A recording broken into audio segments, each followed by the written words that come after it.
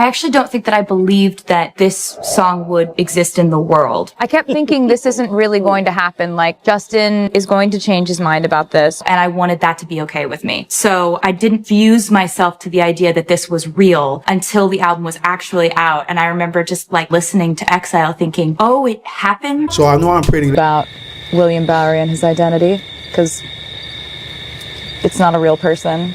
It's not? Jack. I'm doing a bit. The bit, that would have gone on forever. What? Who? When? So, William Bowery is Joe, as we know.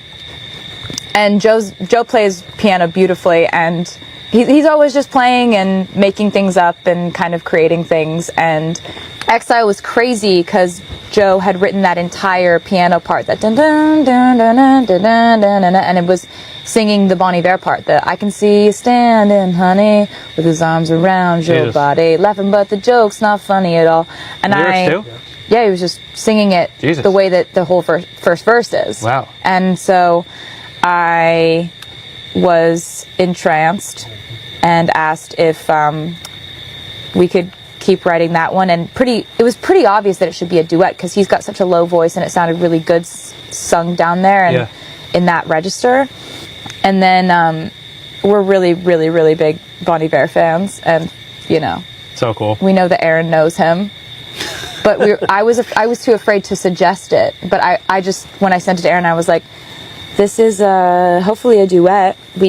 I don't know who would it be with? Who do you think would be good with this? And Aaron was like, I think Justin would love this. And you're like, really? Okay, that could be interesting.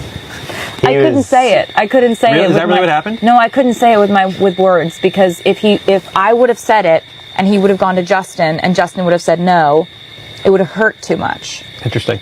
And when we talked about it, I was like, I think he's going to be really inspired by this. And then we sent it to him, and he was.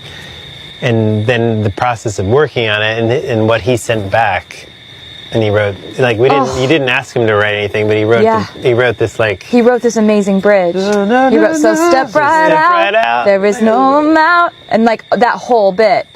I kept thinking this isn't really going to happen. Like, Justin is going to change his mind about this because this isn't a part of my reality. There's no way that this is going to happen.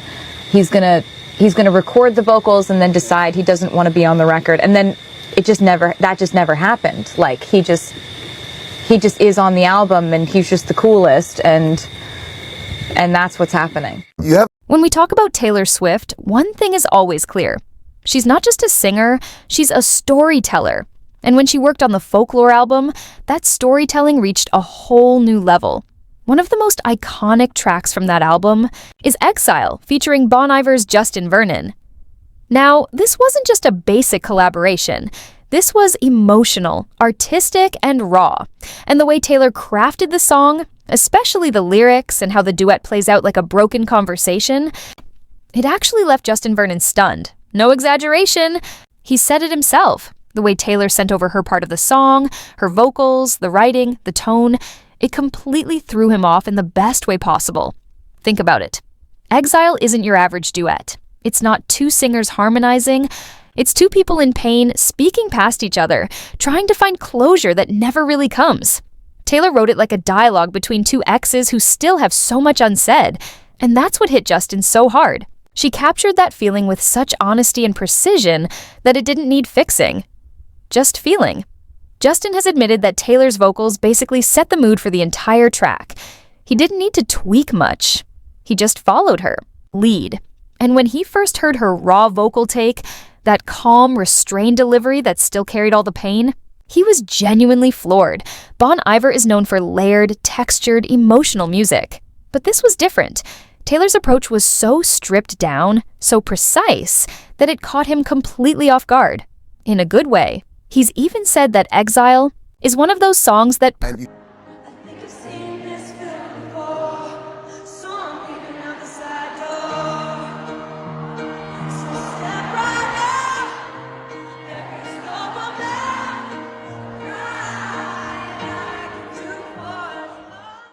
personally touched him beyond the usual artist collaboration. Taylor treated every lyric, every pause, every line like a final chapter in a novel. Polished, intentional, and deeply human. That's why when people say she left Bon Iver stunned, it's not just clickbait. It actually happened.